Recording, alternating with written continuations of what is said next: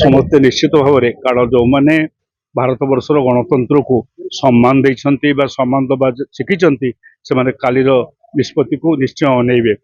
କିନ୍ତୁ ଦୁର୍ଭାଗ୍ୟର କଥା ଏ ଗତ କିଛି ଦିନର ଯାହା ଆମେ ଘଟଣା ସବୁ ସମ୍ବାଦପତ୍ର ମାନଙ୍କରେ ଦେଖୁଛୁ, ଟିଭି ମାଧ୍ୟମରେ ଦେଖୁଛୁ ଏବଂ ବିଭିନ୍ନ ନ୍ୟାୟାଳୟ ମାନଙ୍କରେ ଯାଇଥିବା ମକଦ୍ଦମାରୁ ଜାଣୁଛେ ସେଠି ଗଣତାନ୍ତ୍ରିକ ବ୍ୟବସ୍ଥା ପୁରାପୁରି ଭୁଷୁଡ଼ି ପଡ଼ିଛି ୱେଷ୍ଟବେଙ୍ଗଲରେ ଏବଂ ସେଥିରେ ସରକାର କେନ୍ଦ୍ରରେ ଯିଏ ଅଛନ୍ତି ଏବଂ ସେଥିରେ ମଧ୍ୟ ସହଯୋଗ କରୁଛନ୍ତି ତାଙ୍କୁ ଯେ ଇଲେକ୍ସନ କମିଶନର ଅଛନ୍ତି ଯେ ସ୍ୱାଧୀନ ଭାବରେ କାର୍ଯ୍ୟ କରିବା କଥା ସେ ପୁରାପୁରି ଗୋଟିଏ ପକ୍ଷ ନେଇକରି କାର୍ଯ୍ୟ କରୁଛନ୍ତି ବୋଲି ଜଣାପଡ଼ୁଛି।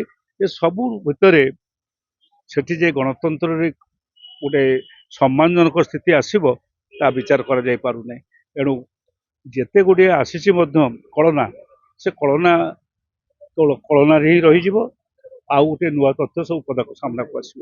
2021 ମଧ୍ୟ ସେଇ କଳନା କରାଯାଇଥିଲା କିନ୍ତୁ ପୁଣି ଥରେ ମୁଁ କହିଲି ପରା ଏଥରକ ନିର୍ବାଚନ ସେଠି ଆଦୌ ହେଇନାହିଁ। ଯୋଉ 92-93% ଭୋଟ ଆସିଛି ଏଠି ବିନା ମାନେ ଭୋଟର ମାନେ ନିଷ୍ପତ୍ତି ନିଶ୍ଚୟ ନେବେ କିନ୍ତୁ ଭୋଟର ମାନଙ୍କୁ ପ୍ରଭାବିତ କଲା ଭଳି ଅନେକ କାର୍ଯ୍ୟ ସେଠି ହେଇଛି। ସେ କାହାର 19 ହେଇଛି କାହାର 20 ହେଇଛି 19-20 ଭଳିଆ ହେଇଛି।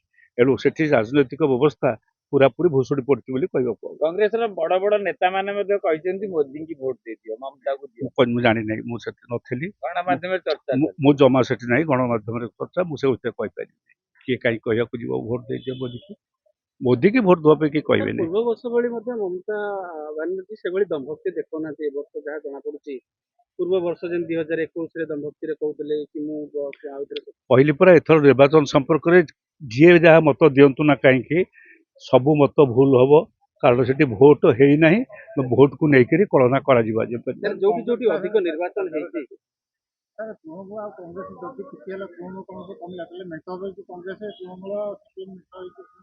କୋଉଠି ମେଣ୍ଟ ହେଲା